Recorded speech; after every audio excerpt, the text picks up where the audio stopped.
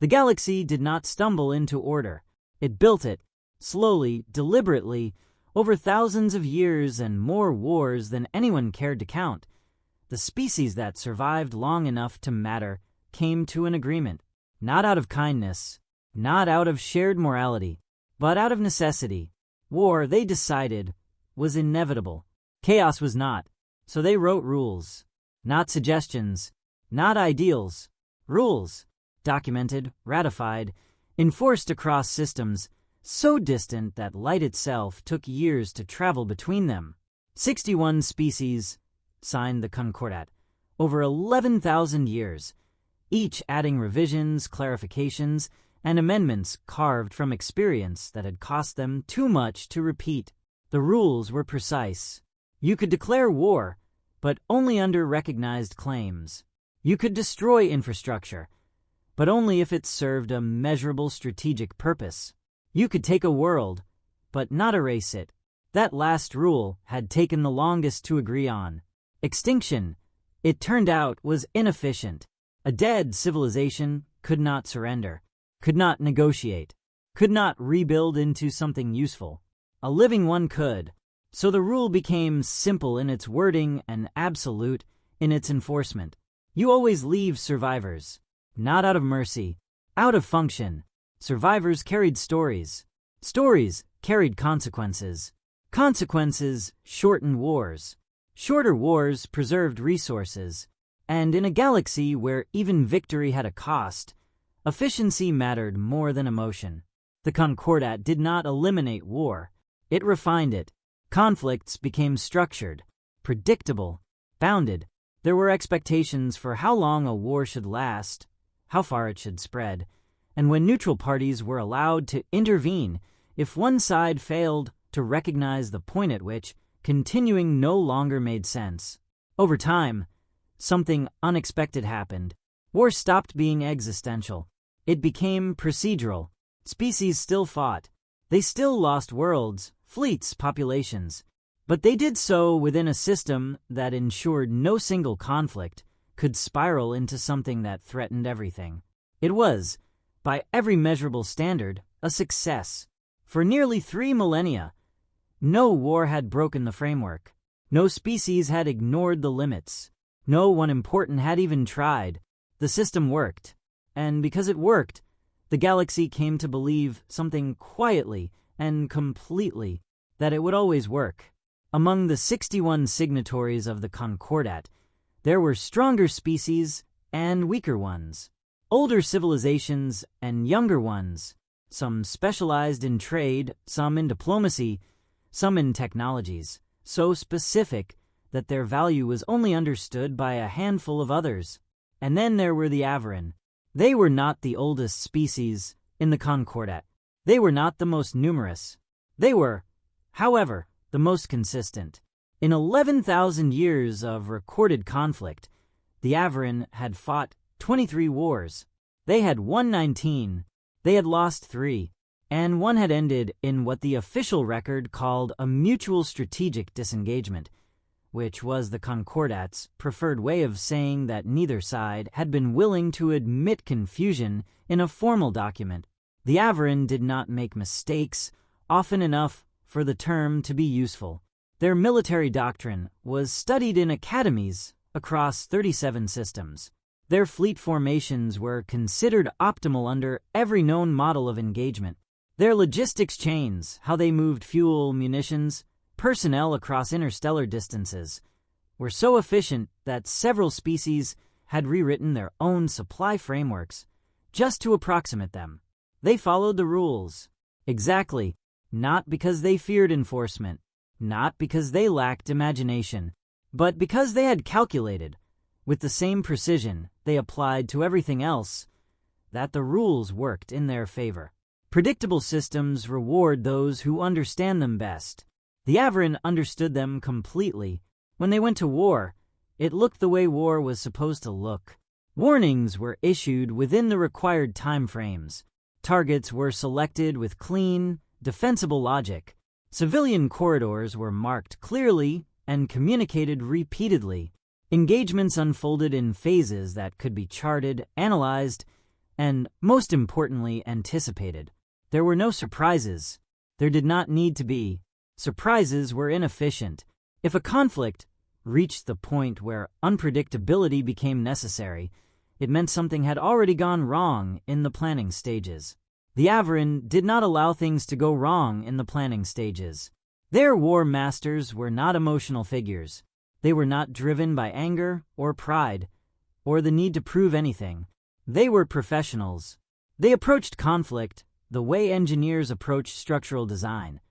Identify the objective, calculate the variables, apply the correct force in the correct sequence until the system produced the desired result.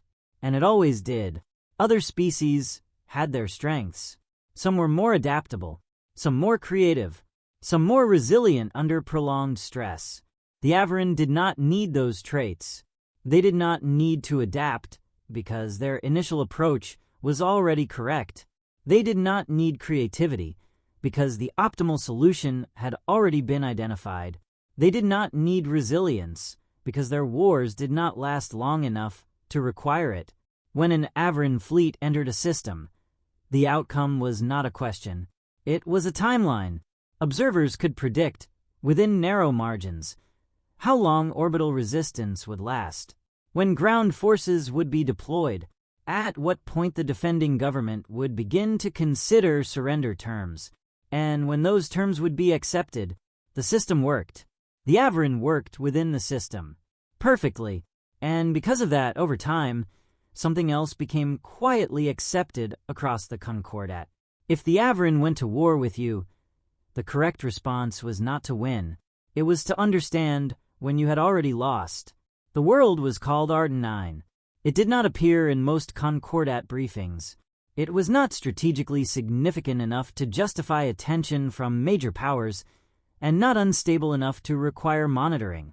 In the layered maps of contested space, it existed as a minor notation near the edge of what analysts referred to as developing regions. The polite term. It meant the same thing it always meant. New species, unproven systems, unpredictable, but not yet important. Arden 9 orbited a dim, steady star that produced more consistency than warmth. Its surface was a mixture of iron-rich plains and shallow mineral basins that had, over time, become the basis for its only real economic value.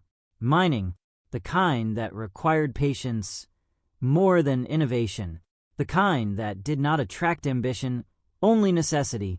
The population was just under 50,000, not a city, not even, by most standards, a proper colony, a settlement, families mostly, workers who had signed contracts measured in years, not generations. A few teachers, a few medical staff, one administrative council that met twice a month and spent most of its time arguing about maintenance budgets and shipment delays. There was a mayor. There's always a mayor in places like that. Her name was Leora-san, and she had not intended to hold the position for more than a single term. No one ever did. Leadership in small colonies was less about power and more about being the person willing to handle problems no one else had time for. She had been elected 3 times, unopposed, the last 2, because the work was tedious, and the stakes, until recently, had been small.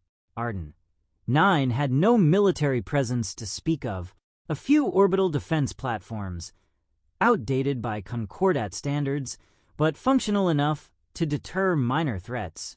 A local security force trained more for accidents than conflict. Emergency drills that were conducted regularly, but treated, by most of the population, with the casual indifference of something that would never actually be needed. The colony had been established 83 years earlier.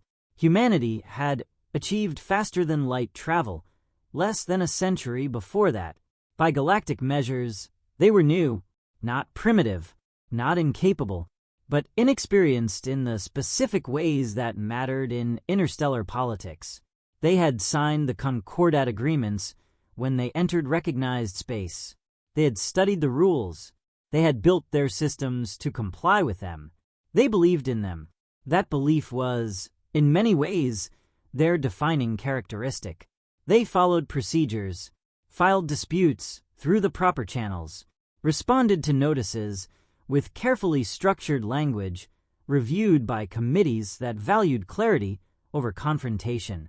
They were, the Concordat observers had noted in several early reports, encouragingly cooperative. Arden 9 was an example of that cooperation, a quiet world, a functional world, the kind of place that existed in the background of larger movements, supplying materials that supported systems far more complex than anything within its own orbit. On most days, the routine was simple. Shifts rotated, mining operations continued, children attended school in modular classrooms that had been expanded 3 times over the decades as the population grew slowly, predictably. Supply ships arrived on schedule, sometimes late, rarely early. Life, in other words, proceeded the way life does in places that are not expecting to become important. On the day the first notice arrived, nothing about Arden 9 suggested that this would change. The message was received at the central administrative hub during the second shift. It was formal, structured, translated automatically into human standard with a level of precision that indicated it had been written with translation in mind. It referenced a territorial claim, an Averin claim, documented under 3 separate Concordat frameworks, all of which were technically valid. The issue, as outlined in the message, was minor. A refinery station in orbit had extended beyond its designated boundary by a fraction of measurable distance, less than a light minute. An error, the notice suggested. Correctable. The message requested adjustment. Nothing more. Mayor Leora Sun read it twice, then a third time, not because it was unclear, because it was completely clear. She forwarded it to the appropriate departments. A response was drafted, reviewed, revised, sent. It stated, in careful and respectful terms, that the colony's own survey data did not align with the Averin claim, that they were open to further discussion, that they believed a mutual resolution could be reached through standard Concordat arbitration procedures. The reply was sent within 6 hours. Efficient, appropriate, correct. The second notice arrived 3 days later. The language was the same. The claim was the same. The request was the same. Only the tone had shifted, slightly, not enough to be confrontational, enough to be noticed. Arden 9 responded again. More data, more clarification, more willingness to engage through the proper channels. The exchange continued. Weeks, then months. Each message following the structure the Concordat had established. Each response aligning with expectations. From a distance, it looked like a standard territorial dispute, the kind that resolved itself, the kind that never reached escalation, the kind that the system was designed to handle, and because it looked that way, no one treated it as anything else.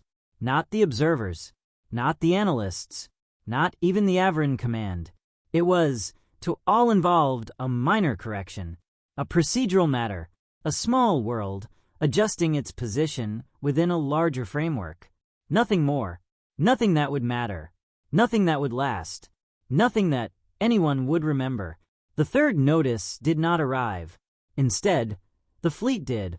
It entered the Arden 9 system during the colony's night cycle, not by design, not as a tactic, simply because that was when the transit window aligned with the Averin approach vector. Precision did not require symbolism. The fleet was not large. It did not need to be. 28 ships, arranged in a formation that had been refined over centuries into something so efficient it bordered on inevitability. Each vessel positioned with exact spacing, exact timing, exact purpose. To an observer, it would have looked orderly. To the systems tracking it, it looked final. The first formal transmission followed immediately. It was transmitted on every frequency Arden 9 possessed. Clear, translated, undeniable. It identified the Averin claim. It referenced the previous notices. It stated, in precise concordat language, that the dispute had reached enforcement. Then it outlined the next steps. A 1-hour warning. Designated targets listed in detail. Coordinates included. Civilian evacuation corridors clearly marked. Safe zones identified and guaranteed under concordat protection clauses. It was, by every measurable standard, a perfect execution of protocol. Mayor Leora Sun received the message in the administrative hub. She read it once. Then again, around her. The room had gone quiet in the specific way that rooms go quiet when something arrives that does not fit into any previous category of experience. What does enforcement mean? Someone asked. No one answered. Not because they didn't understand, because they did. The evacuation order was issued within minutes. The colony's emergency systems activated. Sirens that had been tested regularly, dutifully, began to sound with a clarity that made them suddenly unfamiliar. People moved. Some quickly, some slowly, some not at all, because understanding a warning and believing it are not the same thing. The corridors were marked. The routes were clear. But the human mind has a particular resistance to events that do not feel real yet. Some thought there would be more time. Some thought it was a demonstration. Some thought, in ways they would not later be able to explain, that following the instructions exactly would somehow make the situation worse. The first strike came 4 minutes after the hour expired. It was precise, targeted, exactly where the transmission had said it would be. The orbital refinery station was the first to go. It disappeared in a controlled sequence of energy dispersal that minimized debris spread and prevented collateral damage to nearby structures. A clean removal, efficient, textbook. The settlements took longer, not because the Averin weapons were less effective, because they were more selective. Each designated target was engaged individually, measured, calculated, executed. Buildings collapsed where they were meant to collapse. Infrastructure failed exactly where it was expected to fail. The evacuation corridors remained untouched. The safe zones remained safe. Everything happened within the boundaries of the rules. Everything happened correctly. And still, there were those who had not reached the corridors, those who had misjudged the time, those who had stopped to gather something that, in the moment, had seemed worth the delay, those who had frozen, those who had believed, until the last possible second, that the system they trusted would not allow this to happen. They were included in the casualty report. The number was compiled within hours, verified within 12, filed within 24, 8,947. The report categorized it as within acceptable operational parameters. The Concordat observers agreed. Their documentation reflected no violations, no breaches of protocol, no grounds for sanction. The Averin Fleet Commander, War Master Elthervey, filed his own report shortly after. It was concise, objective, accurate. The targets had been neutralized, the territorial boundary restored, the civilian survival requirement had been met. One settlement remained, intact, supplied, provided with medical resources, communication systems, and sufficient infrastructure to sustain the surviving population. As required, the final line of his report read, awaiting negotiation response, because that was what came next. It always came next. The system functioned on sequence. Action, response, resolution. Somewhere in that remaining settlement, a man named Jalen sat outside what had been his home. It was still standing. By design, he had made it to the safe zone. By chance, he did not yet know the full number. He did not yet know which names would be included in it. He only knew the sky had changed, that something had happened within it that did not match any previous version of his life. He sat there in the early light of Arden 9's morning cycle and looked up, not waiting, not expecting, just looking, because there was nothing else in that moment that made sense to do. The survivors reached the nearest human diplomatic station in 3 days. That, by itself, was not unusual. The Concordat system had accounted for this. Survivors were meant to carry the story forward. That was the point. The system relied on it. The testimony of those who had seen the consequences of resistance firsthand was, historically, the fastest way to move a government from denial to negotiation. It made wars shorter, cleaner, predictable. The first transmissions from Arden 9 were received within 48 hours. Raw footage, unfiltered, emergency recordings from colony cameras, personal devices, orbital logs. The data was compiled, verified, and distributed to human governing bodies according to standard protocol. There were 309 recognized human governments at the time, different systems, different cultures, different priorities. They received the same footage.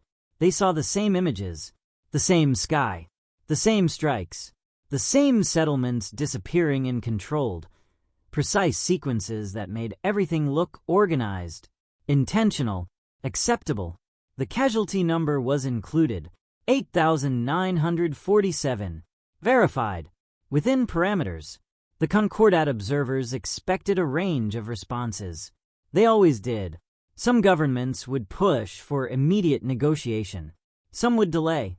Some would argue internally before committing to a unified position.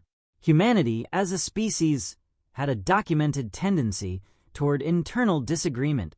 It was one of the defining challenges of integrating them into the Concordat framework. They argued about everything, often simultaneously. The observers prepared for that. What they did not prepare for, what they could not have prepared for, was what actually happened. All 309 governments responded within the same 12-hour window. That had never occurred before, not in any recorded conflict, not even among species with centralized authority structures. And the responses were not varied. They were identical in intent. Different languages, different phrasing, same conclusion. There would be no negotiation, at least not yet. The official statement, released through human diplomatic channels, was measured, careful, compliant in tone, if not in substance. It acknowledged the Concordat framework, acknowledged the Averin claim, acknowledged the legality of the enforcement action under existing agreements. Then it said, humanity requires time to assess. That was all.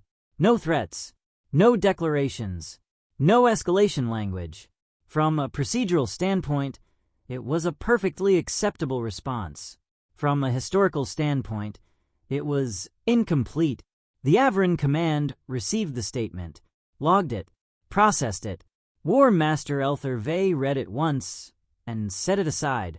He had seen variations of this before. Species often needed time. Time to process loss. Time to align internally. Time to reach the point where surrender terms could be discussed rationally. The Concordat timeline allowed for it. 30 days was standard. He expected negotiations to begin within that window, because they always did. On Arden 9, in the settlement that had been left intact, communication systems restored full function on the 4th day. The survivors began sending messages, names, lists, requests, confirmations of who was alive, who was not. The data spread outward through human networks. Families received notifications, some immediate, some delayed, some never arriving at all. The footage continued to circulate, not through official channels now, through personal ones, shared, replayed, viewed in homes, in offices, in transit stations, in places that had never heard of Arden 9 before and would not forget it afterward. There is a point at which information stops being data, stops being processed, and becomes something else, something that settles, something that stays. Humanity reached that point quickly, faster than the models predicted, because the models assumed a separation between observer and event, a distance, a buffer. Human systems did not maintain that buffer. They collapsed it. The footage was not studied. It was experienced over and over again across billions of people in 309 different ways. And yet, the outcome remained the same. No negotiation. Not yet. The Concordat observers began filing updated reports. The language shifted, subtly, from expected response patterns to deviation, from deviation to anomaly. There was no visible fragmentation among human governments, no internal conflict delaying decision-making, no competing strategies emerging, only alignment, complete, immediate, uncharacteristic. The analysts attempted to model it. They adjusted variables, introduced new parameters, ran projections based on historical human behavior during internal conflicts. The models returned results that did not match the data. They ran them again. Same outcome. One analyst, in a private note attached to a preliminary report, wrote, "This is not coordinated behavior. This is convergent behavior." The distinction mattered. Coordination required communication. Convergence did not. It meant that separate entities, acting independently, had reached the same conclusion without needing to consult each other. That conclusion, whatever it was, had not yet been stated, but its shape was becoming visible. On the 5th day, the first human fleet launched, not from a central command, from 3 different systems. At the same time, no single governing body had issued the order. No unified command structure had announced it. And yet, the fleets moved. Together, the first human fleet arrived 21 days after Arden 9. It was smaller than the Averin formation already holding the system. Noticeably smaller. That was the first thing the Concordat observers recorded. The second was its composition. It did not follow a single design philosophy. The ships were not uniform. Some were newer, built with recent advancements in propulsion and shielding. Others were older, retrofit hulls, modified civilian frames, vessels that had been adapted for combat rather than designed for it. It looked, in formal assessment language, inefficient, unoptimized, the kind of force that should not perform well against a system like the Averin. The observers logged this. They noted likely coordination issues, predicted early losses, recommended updated casualty projections. They were not wrong. They were incomplete. The human fleet did not enter the system along optimal approach vectors. It did not align with standard engagement geometry. It did not do what the models expected. Instead, it approached fast. Too fast. Faster than efficiency allowed. Faster than safety recommended. Faster than any species trained under Concordat doctrine would consider reasonable. One observer noted, possible navigational error. It was not an error. It was a choice. War Master Elthervey watched the approach data from the Averin command vessel. He did not react immediately. He reviewed, measured, calculated. The human fleet was not positioned correctly for a clean engagement. Their formation was loose, their angles inconsistent, their timing irregular. He had fought 17 species in his career. He knew how they fought. He knew their thresholds, their patterns, the points at which pressure became hesitation, the points at which hesitation became surrender. He applied that knowledge now. The models ran. The results were clear. The humans would lose the initial engagement. Decisively, he issued standard defensive orders. Precise, measured, correct. The first engagement lasted 38 minutes. The Averin held orbital superiority. Cleanly, the human fleet broke contact, retreated, exactly as predicted. The observers noted it. Model confirmation, expected behavior, engagement progressing normally. War Master Vey watched the retreat vectors. He expected them to regroup at the system edge, reform, recalculate. That was how war worked. That was how it had always worked. The human fleet regrouped at the edge of the system for 4 hours. Then they came back from a different direction, not the optimal one, not the logical one. the one that required more fuel, more time, more exposure, the one no Averan tactician would have chosen. They attacked again. They lost again. Not as cleanly, not as predictably, but still, they lost. The observers updated their models, increased projected human casualties, reduced estimated engagement duration. The war, they concluded, would resolve quickly. The humans retreated again, this time for less than 2 hours. Then they came back, from another angle, different spacing, different timing, different approach speed. Not random. War Master Vey could feel it. There was structure, but it was not structured the way his models understood. It was shifting, adapting, mid-engagement. The third attack did not follow the same sequence as the first two. The fourth did not follow the third. By the sixth engagement, something had changed. Not in the outcome. The Avarans still held orbital control, but in the pattern. Or rather, the absence of one. The human fleet was no longer behaving within predictable thresholds. They were not conserving resources, not minimizing losses, not adjusting toward efficiency. They were learning. In real time, the observers began flagging reports. Language shifted again, from anomaly to instability. War Master Vey ran his models again, adjusted variables, expanded behavioral parameters. The results returned inconsistent, unreliable. He refined the inputs, ran them again. Same problem. The models were no longer predictive. That had never happened before. On the seventh engagement, one of his officers did something small, almost unnoticeable.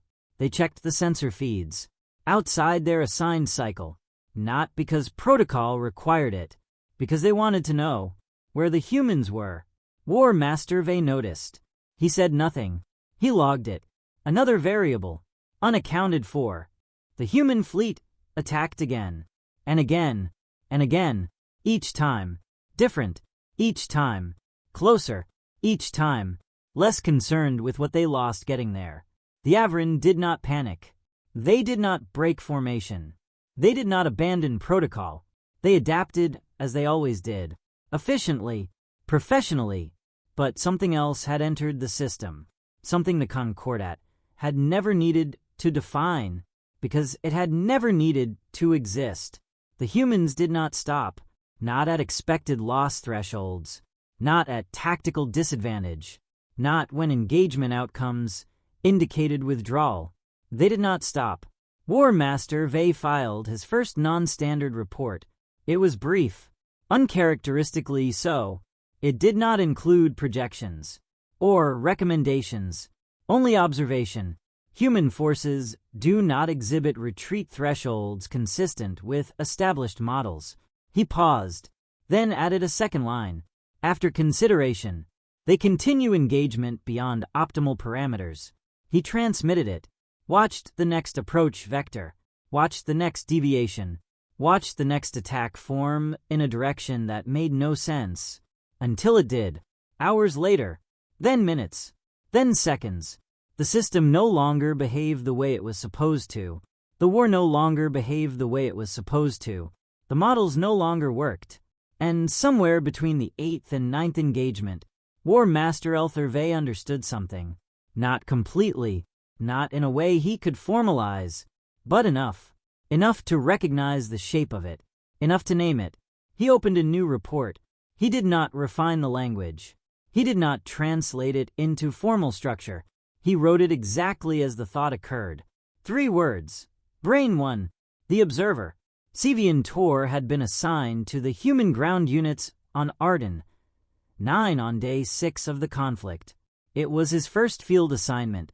He was young for a Concordat observer, not inexperienced, but untested in the specific way that mattered. Being present inside a war instead of analyzing it from a distance. His role was simple. Observe. Record. Do not interfere.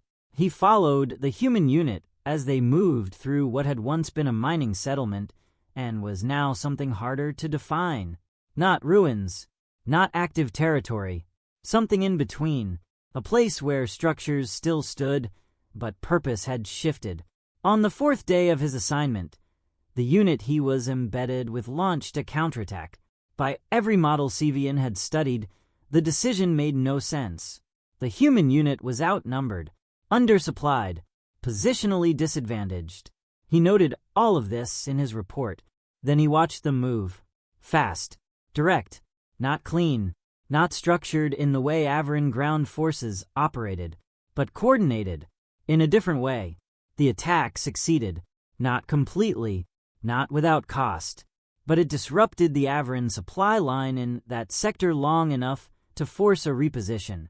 Afterward, Sevian approached the unit's field commander, a human, Sergeant Malik Reyes, age 32, 2 previous engagements. No formal command, academy training. Sevian asked the question his training required. How did you calculate the success probability of that maneuver given the force disparity? Reyes looked at him for a moment, then shrugged. We didn't. Sevian waited. There was usually more. There was not. After a few seconds, Reyes added, We've been outnumbered before. Sevian wrote that down. Exactly, without interpretation, then underlined it, which his training did not require. Crossed swords too. The enemy, War Master Elthervey, had stopped trusting his models. Not completely. That would have been irrational, but enough to introduce hesitation, which was new. He reviewed the engagement logs. All of them. Every approach vector. Every deviation. Every instance where human forces had acted outside expected parameters. He searched for pattern. There was one, but it was not stable. It shifted, adjusted, evolved. The humans were not following a doctrine. They were building one. In real time. That was inefficient, dangerous, unstable. And yet, it worked. Not cleanly, not optimally, but effectively. His officers had begun asking questions. Carefully, respectfully, but they were there. What is their objective? When will they consolidate? When will they stop? War Master Vey did not answer immediately, because he did not know. He had always known before. That was the foundation of his role. Understanding the enemy meant predicting them. Predicting them meant controlling the outcome. Now, the outcome was still controlled, but the prediction was not. He filed another report, longer this time, more detailed. It included updated casualty figures, resource expenditure, positional analysis, all the expected data. At the end, he added a final section, marked as provisional assessment. Human forces do not demonstrate behavioral indicators associated with engagement termination thresholds. He paused, then added, recommend revision of all predictive models involving cessation conditions. He transmitted it, waited, watched the next human movement, faster this time, closer, less concerned with what it cost. And for the first time in 60 years of command, War Master Elthervey experienced something that did not fit into any formal category of battlefield awareness. Not fear, not uncertainty, something more precise. He did not have a word for it, so he left it unnamed. 3. The human, Elena Vasquez, had been 19 when she signed her enlistment papers. She was 20 now. Arden. 9 was her second deployment. Her first had been minor, short, contained. The kind of conflict that followed concordat expectations. This one did not. She learned that quickly. Not from briefings, not from command structure, from the ground, from the way things felt, from the absence of rhythm, from the constant adjustment. On her 5th day in the field, she engaged an Averin ground soldier at close range. There was no strategy to it, no time, just movement, reaction, training. The soldier went down. Elena filed the report. 8. Sat with the unit. Slept badly. The next day, she functioned normally. By the end of the 2nd week, she was sleeping fine. She noticed that, then stopped thinking about it, because there were other things to think about, like where the next movement would come from, like whether the supply cache they were heading toward would still be there, like whether the person next to her would still be there in an hour. They moved constantly, not because they were ordered to, because staying still felt wrong, predictable, and predictable, in this war, had become something to avoid. On day 12, during a brief rest cycle, Sevian Tor asked her a question. He had been asking a lot of questions, carefully, respectfully, always writing the answers down. "Do you not find it difficult," he said, "to continue engagement after sustaining losses at this scale?" Elena was checking her equipment, routine, methodical. She did not look up. "Yes," she said. Sevian waited. There was always more. There usually was. This time, there wasn't. After a moment, she added, "What else are we going to do?" She finished the check. "Move to the next task." Sevian wrote that down. Exactly, without interpretation. Then he paused, looked at the words, and for the second time since arriving, he underlined them. Globe with meridians 4. The system. Across the Concordat, analysts reviewed the incoming reports, observer logs, battle data, communication patterns, casualty projections. The numbers were clear. Human losses were exceeding predicted sustainability thresholds. Significantly, by all established models, they should have begun consolidating, reducing engagement frequency, opening negotiation channels. They had done none of those things. Instead, they increased engagement frequency, varied tactical approach, maintained operational pressure across multiple fronts simultaneously. The analysts updated the models, adjusted thresholds, introduced new variables, ran projections. The results did not align. They ran them again. Same outcome. One senior analyst, in a restricted internal memo, wrote, "Either our models are incorrect, or the assumptions they are built on do not apply to this species." The memo was flagged, reviewed, filed. No immediate action taken, because there was no framework for what action would look like. Brain 5. The truth unsaid. 3 perspectives. Observer, enemy, human, each describing the same thing, in different language, with different limitations, all arriving at the same point. Something was wrong, not with the war, with the understanding of it. The system had been built on predictability, on thresholds, on the assumption that loss would eventually produce cessation. Humanity was not following that assumption, and because of that, the war was no longer behaving like war. It was becoming something else, something without a defined endpoint, something without a clear stopping point, something that did not yet have a name. For 11,000 years, there had been limits, not all of them written. The Concordat documented most things: formal rules, procedural structures, enforcement boundaries. But some limits did not need to be written down, because no one had ever crossed them. War had a shape. It unfolded in predictable space. Disputed territories, border systems, resource corridors, trade routes. You fought where conflict made sense, where both sides could justify presence, where escalation remained contained. You did not take war somewhere else.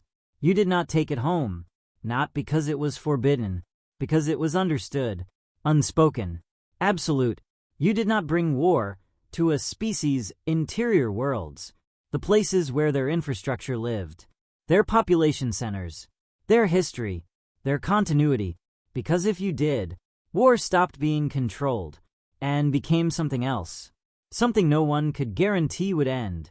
The Averin had never done it, not once, not in 23 wars, not even when they could, because they did not need to. Victory could be achieved at the edges, efficiently, predictably, correctly. The system held. It always held, until it didn't. The order was given without ceremony. Admiral Ilian Rowe stood on the command deck of the human flagship Resolute. She had read every Concordat transmission, every advisory, every warning, each one carefully worded, measured, reasonable. They used terms like escalation thresholds, established precedent, collective stability. They were correct. All of them. She acknowledged them. All of them. Then she set them aside. The tactical display in front of her showed the Arden 9 system. Then beyond it, the Averin interior, not contested, not disputed, not defended for war, because it had never needed to be. The order took 8 words. Clear, unambiguous. Set course for Averin interior. All fleets. No one asked for clarification. No one requested confirmation, because everyone on that deck understood exactly what those words meant. Navigation adjusted. Across multiple fleets. Across multiple systems. Human forces began to move. Not back. Not to regroup.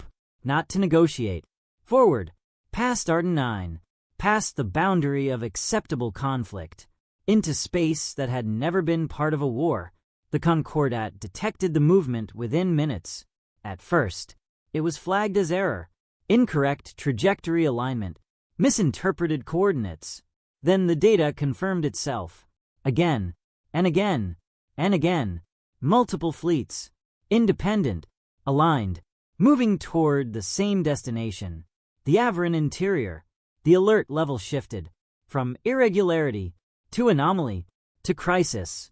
The emergency session convened faster than any in recorded history. Representatives from 61 species, all present, all watching the same data, all understanding the same implication.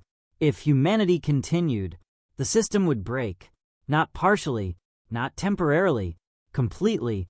Ambassador Orlin of the Keth stood at the center of the chamber. He had served 4 centuries. He had seen wars begin and end.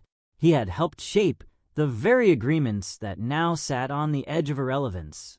His voice was controlled, measured, but there was something underneath it now, something new. This cannot be permitted, he said. If humanity strikes the Averin interior, we cross a boundary that has preserved stability for millennia. He paused, looked around the chamber. At that point, there are no rules left. The room was silent, because everyone understood what that meant. No rules meant no limits. No limits meant no guarantees. No guarantees meant everything the Concordat had built could end. A request was drafted immediately, formal, urgent, delivered through every available channel to human command. It cited the charter, referenced precedent, invoked emergency authority. It requested, no, it urged, humanity to stand down, to halt advancement, to return to recognized conflict zones, to preserve the system. The message reached Admiral Rowe within minutes. She read it once. Then again. The communications officer waited. Response, they asked. Admiral Rowe looked at the display, at the path already set, at the fleets already moving, at the distance already closing. She spoke without turning. Acknowledged. That was all. The officer hesitated. That is the full response. Yes. The message was sent, logged, filed. The Concordat received it, recorded it, and understood. Humanity was not asking permission. War Master Elthervey received the updated trajectory data from Averin Command 6 hours later. He read it, did not move. Read it again. The coordinates were clear. The direction was unmistakable. They were not repositioning, not reinforcing Arden 9, not attempting a flanking maneuver. They were coming through, past him, past the war, into places that had never been part of one. For the first time in his career, War Master Vey did not immediately issue orders. He stood still, long enough for his second officer to notice, not long enough to comment. Then, he moved. Orders began. Fast, precise, not standard. Defensive formations adjusted. Resources reallocated. Forward units recalled. Interior systems flagged. The machinery of a military adapting to something it had never needed to prepare for. His final transmission to command was short, shorter than most, shorter than appropriate, but accurate. They are coming here. He did not elaborate. He did not need to. Command understood. Across the galaxy, observers watched. Analysts recalculated. Governments prepared statements that no longer fit the situation they were meant to address. And for the first time in 11,000 years, war moved beyond its boundaries. Not gradually, not accidentally, deliberately, because one species had looked at the system, understood it, and decided it did not apply. The war ended on a morning that did not feel important. There was no moment where everything stopped at once. No single event that marked the shift from conflict to conclusion. Instead, there was a transmission, formal, structured, expected in format, if not in origin. The Avrans sent it through concordat channels. As required, the language followed protocol, carefully, precisely. Every clause aligned with the rules that had governed every war before this one. But the intent was different. It was not an offer. It was not a negotiation. It was a request. Ceasefire. Immediate. Binding. The concordat processed it, verified it, confirmed it had come from authorized Avran command, then transmitted it to human leadership across every channel, across every fleet, across every government. Admiral Ilian Rowe received it on the bridge of the Resolute. She read it once, set it down, looked at the tactical display. Avran interior space stretched in front of her, not untouched anymore, not protected, not theoretical, real, reachable, and already reached. Human fleets had pushed deeper than any force in recorded history, not cleanly, not efficiently, but persistently, system by system, layer by layer, at a cost that no concordat model had ever considered survivable. Behind her, one of the officers spoke, quietly. "Admiral Terms?" She did not answer immediately, because this was the part the models did not include, the part that had no structure, no precedent, no clear endpoint. She thought of Arden 9, of the number 8,947, of the footage, of the messages, of the time between the first strike and the moment the system understood what had already happened. Then she gave the order, "Prepare response."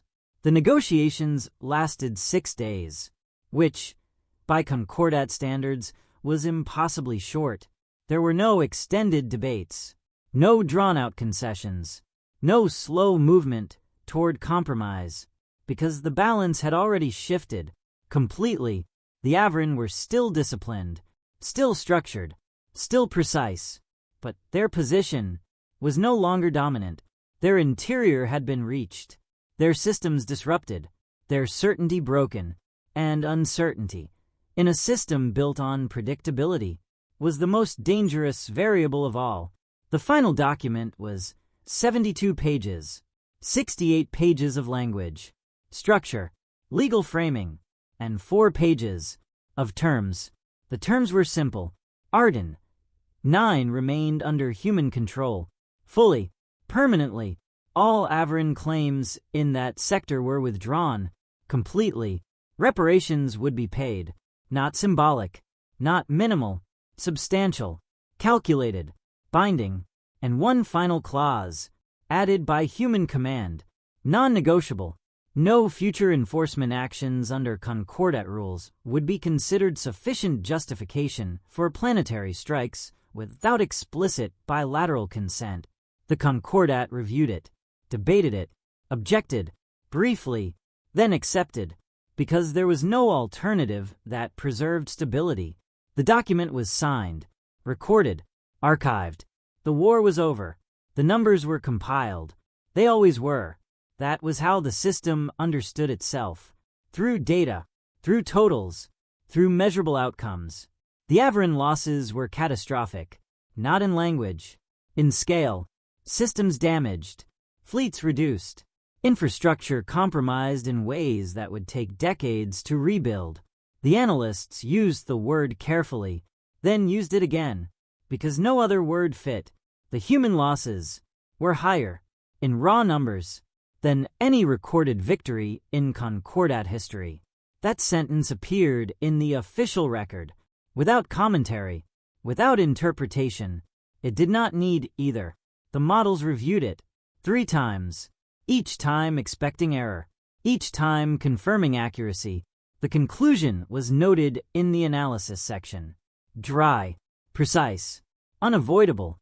Human forces exceeded projected sustainability thresholds and continued effective engagement beyond all modeled limits. No explanation was provided, because none existed within the system. On Arden 9, the settlement that had survived remained standing, by design, but the world around it had changed. Reconstruction began almost immediately. Ships arrived, supplies, personnel, engineers, medical teams. The process was efficient, structured, correct. The Concordat knew how to rebuild. It had done so many times before, but there were things the system did not measure. Not directly, not cleanly, the spaces where buildings had been, the names that no longer appeared on communication logs, the absence of voices that had once been part of routine. Those things did not fit into reports. They existed. Anyway, on Earth, and across human systems, the response to the end of the war was not uniform. Some celebrated, loudly, publicly, the kind of release that comes when tension has been held too long. Some did not. They went outside, looked at the sky, said nothing. Some received the news and felt nothing, not immediately, because they were still somewhere else, in a system, on a ship, in a moment that had not yet finished inside them. The victory was real, documented, complete, and yet it did not resolve the thing that had started it. It did not erase Arden 9. It did not remove the number. It did not restore what had been lost. It did not end it. Admiral Rowe stood on the bridge after the final transmission was sent. The ceasefire acknowledged, the terms accepted, the war closed. The tactical display had changed. No active engagements, no incoming vectors, no immediate threats. For the first time in 14 months, silence. One of the officers spoke. Carefully, "We won." It was not a question. It was not quite a statement either. Something in between. Admiral Rowe looked at the display, at the empty space where movement had been constant, at the absence of pressure, at the end of something that had defined every decision for longer than it felt possible to measure. "Yes," she said, after a moment. "We did." She did not say anything else, because there was nothing else to say that would fit. The Concordat recorded the war as a human victory, clear, definitive, unambiguous. The system had held. Technically, the rules had been followed, until they weren't, and then something else had taken their place, something the Concordat did not yet have a framework for, but would, eventually, because it would have to. 3 years passed. Not quietly. There were sessions, reviews, revisions to frameworks that had not been designed to break, and therefore had no clear process for repair. The Concordat adapted the way institutions always do, slowly, carefully, with language. New clauses were introduced, new limitations defined, new interpretations layered over old ones until the structure looked stable again. From a distance, it worked. The system held, again, but something underneath it had shifted, not visibly, not in a way that could be documented cleanly, but in the assumptions, the quiet understandings that had once been universal, the belief that war had limits, that those limits would be respected, that outcomes could be predicted. Those beliefs did not disappear. They changed, subtly, permanently. The galaxy found a word for humanity. Not one word, many, different languages, different meanings, but all pointing toward the same idea. The ones you do not corner.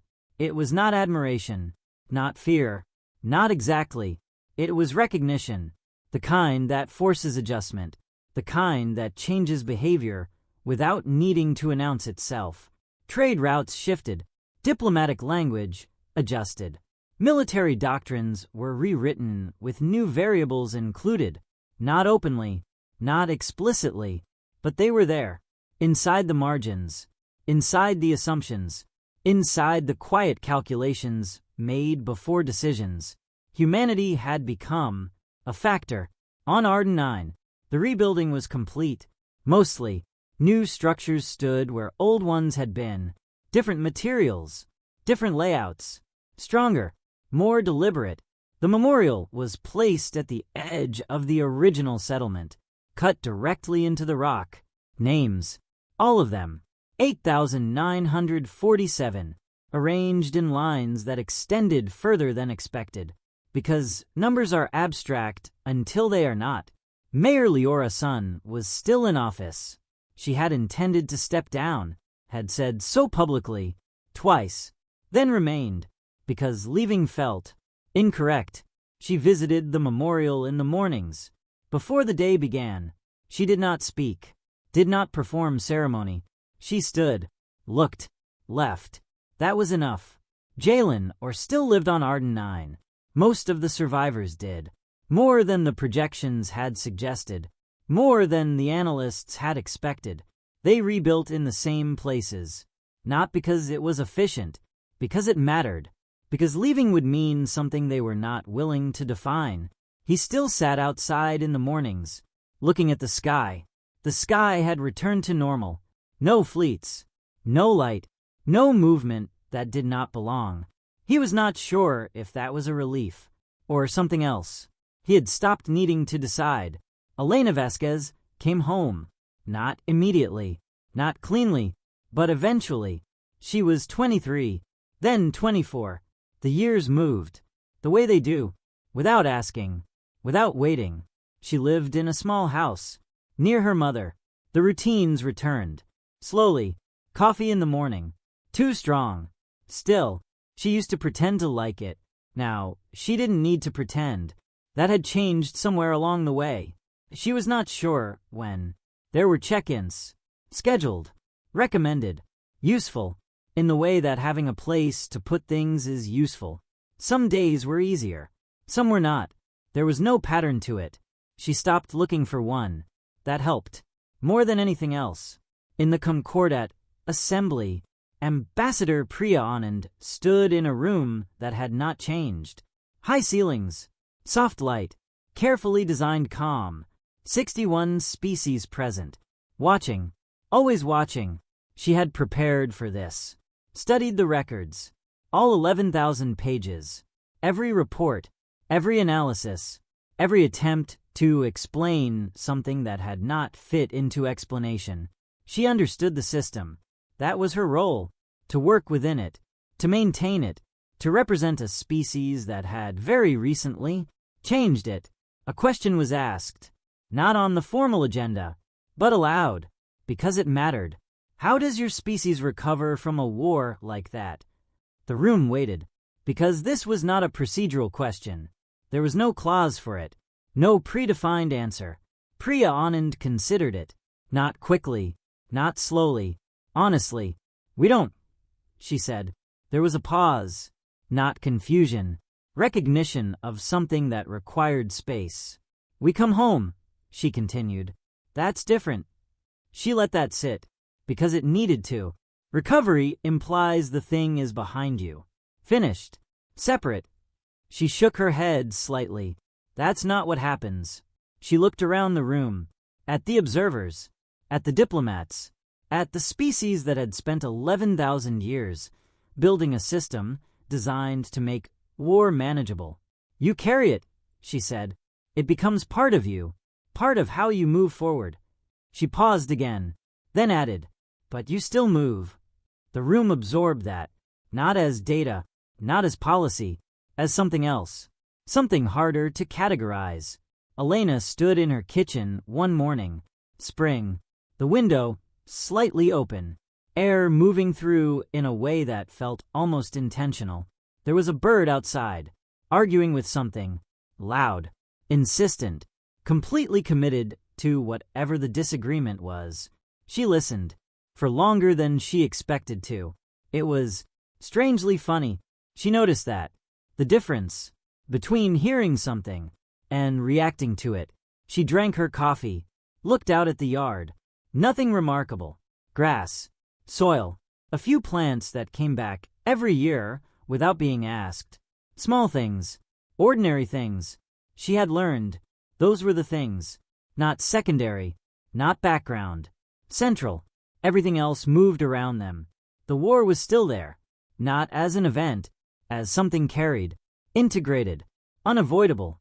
And yet, she was here, standing, drinking coffee, listening to a bird argue about something that did not matter. And somehow, that mattered, more than anything else. The Concordat continued. The galaxy continued. Humanity continued. The system adjusted. The assumptions changed. The rules evolved. They always would, because now there was a new understanding, not written, not formal, but present. If you push them far enough, they will not stop. And if they do not stop, the system will not hold. And if the system does not hold, there is no model for what comes next. That was the weight of it. That was the lesson. Not recorded in the official documents, not stated in the formal conclusions, but understood, quietly, completely, by everyone who had watched. And every morning, in kitchens, on colonies, across worlds that had never seen war and those that never forgot it, humans woke up, carried what they carried,